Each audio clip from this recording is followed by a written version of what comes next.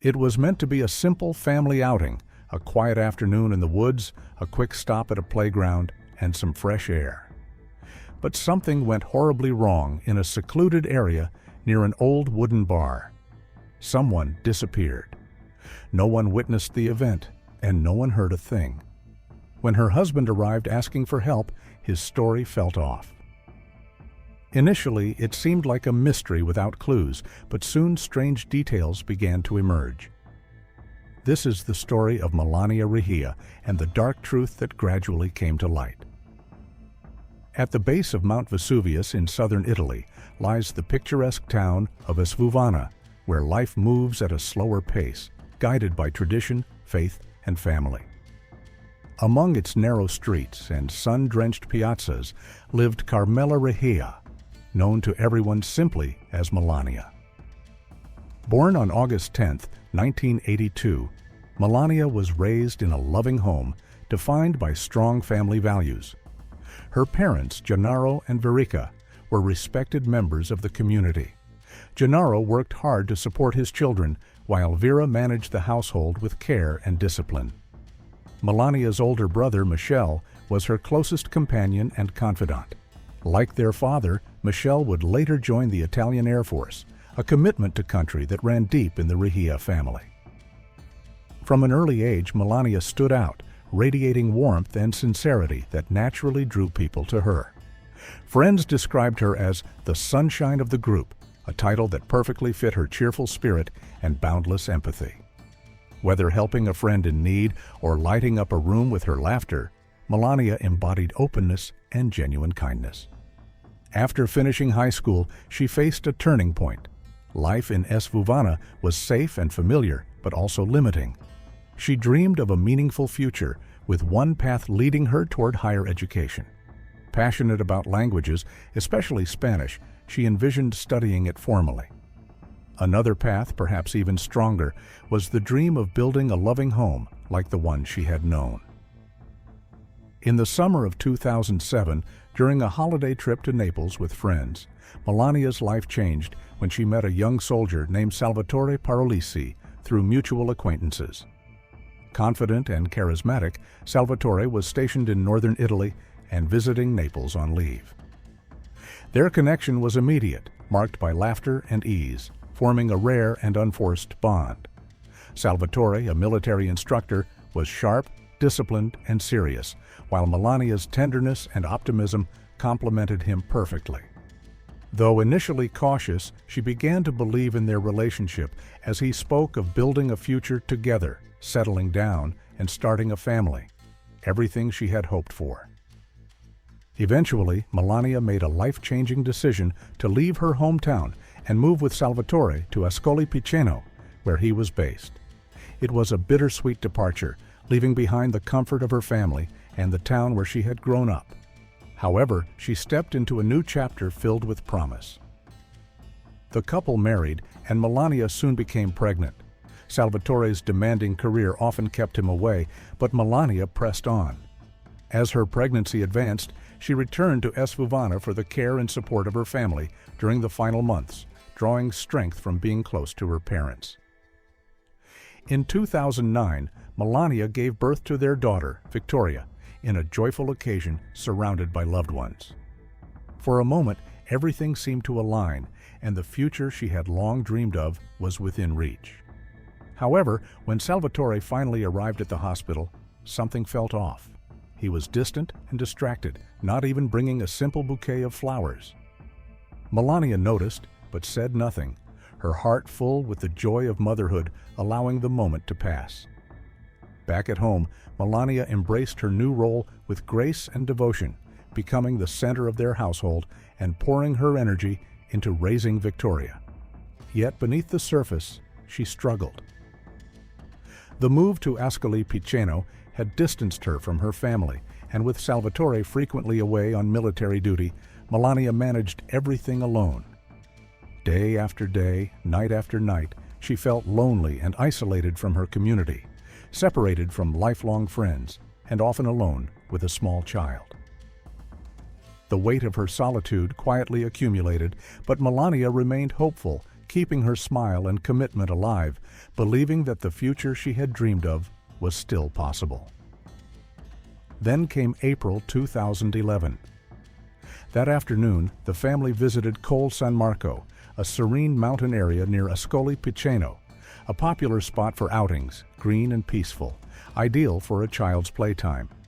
Melania, Salvatore, and their 2-year-old daughter Victoria arrived together, planning what appeared to be an ordinary family afternoon. At approximately 3:45 p.m., a man walked into Bar Sager, a modest local bar frequented by locals, visibly agitated and carrying a toddler in his arms. The man was Salvatore Parolisi, who told those present that he was looking for his wife.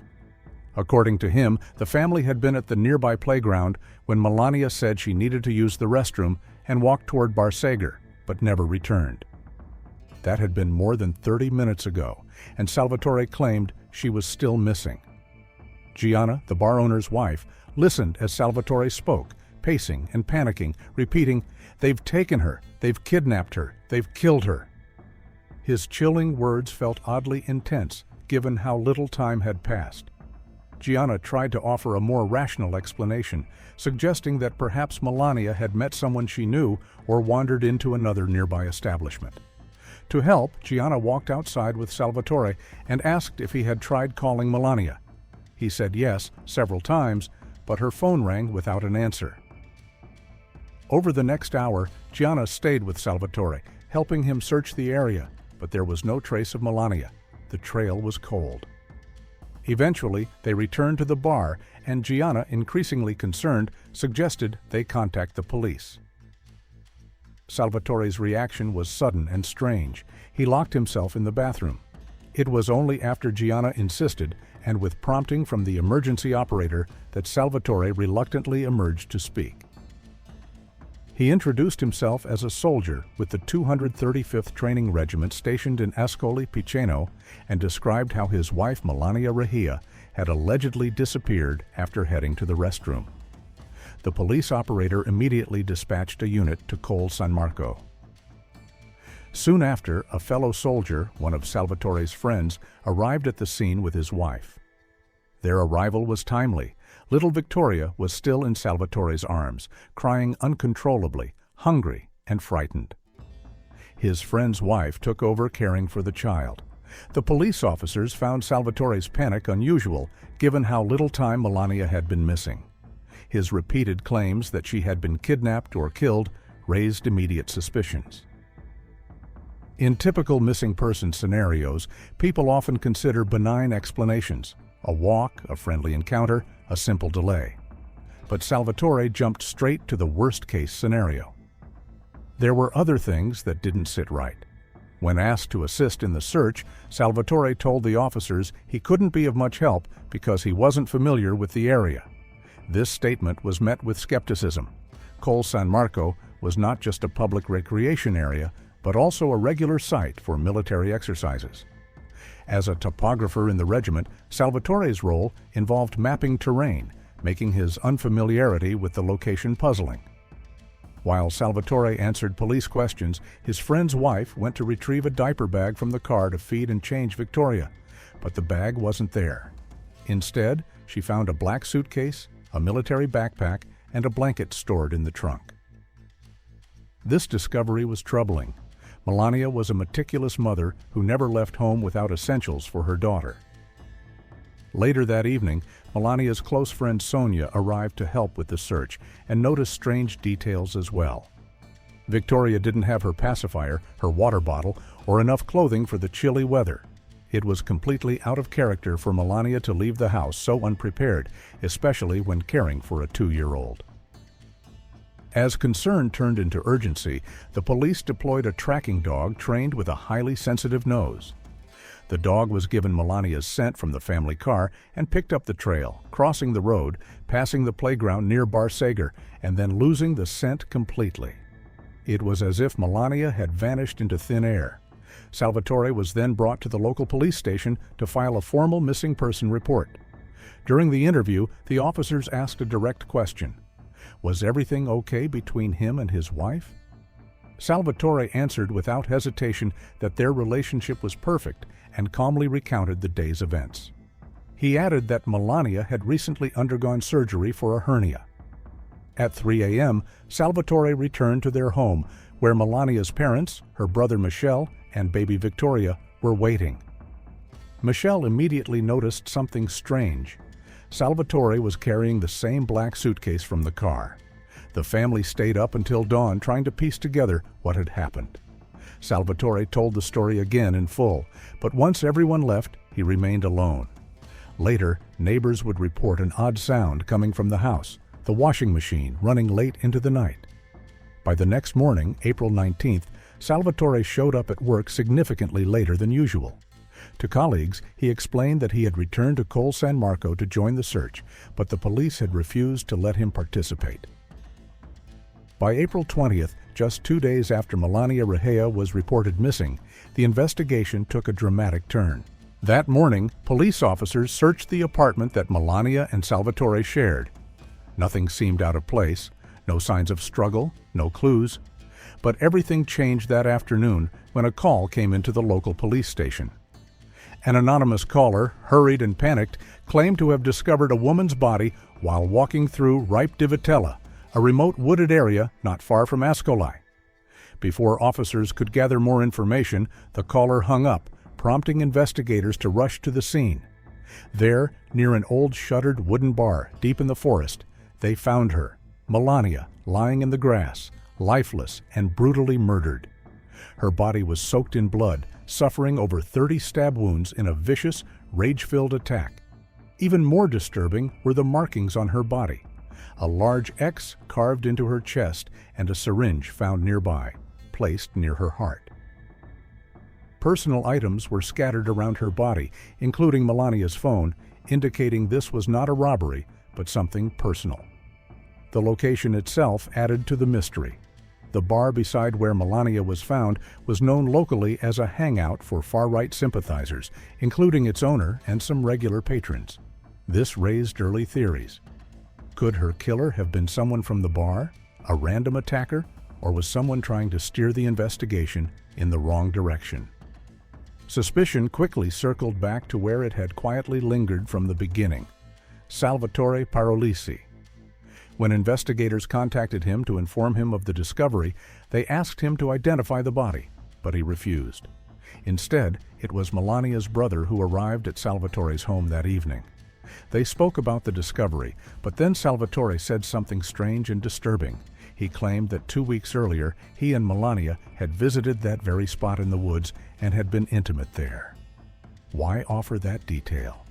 Why now? It made no sense, but Salvatore had already been under suspicion long before the body was found. From the moment he filed the missing person report, the police began monitoring him, planting bugs in his car and tapping his phone.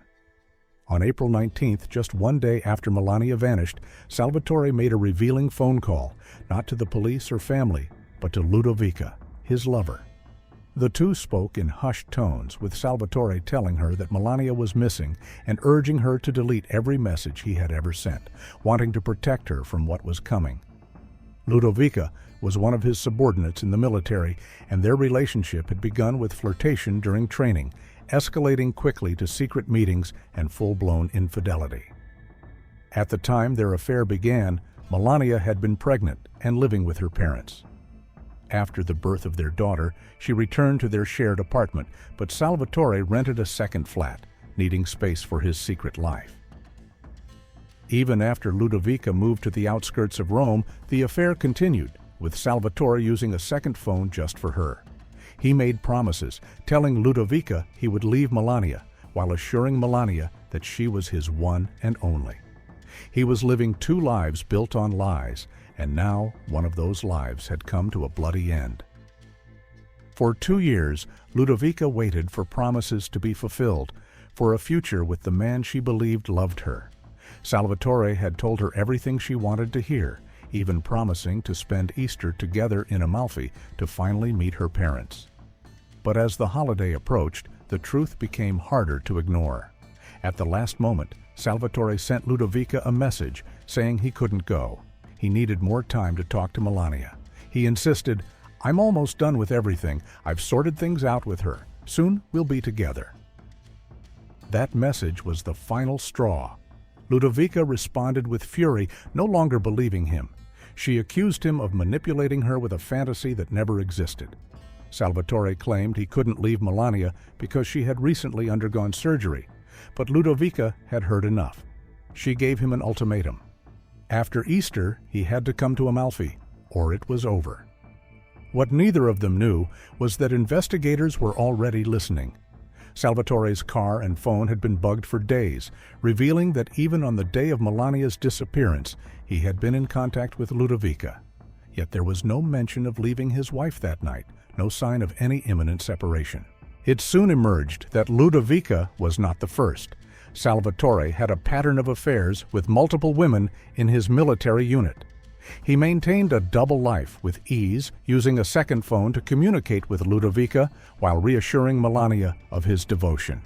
But Melania may have discovered the truth and confronted him. Salvatore's entire narrative began to crumble.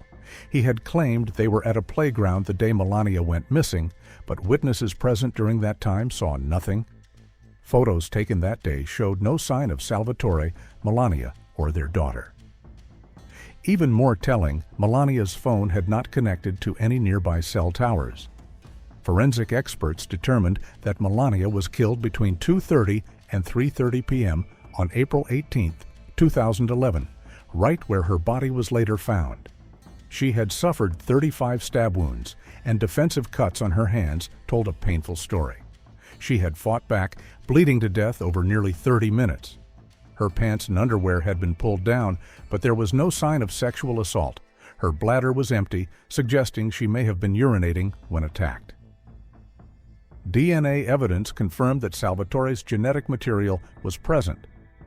2 days later, on the morning of April 20th, Melania's phone was switched on for 15 seconds at 7:20 a.m., suggesting that Salvatore returned to the scene to tamper with evidence, possibly placing items on or near her body to mislead the investigation.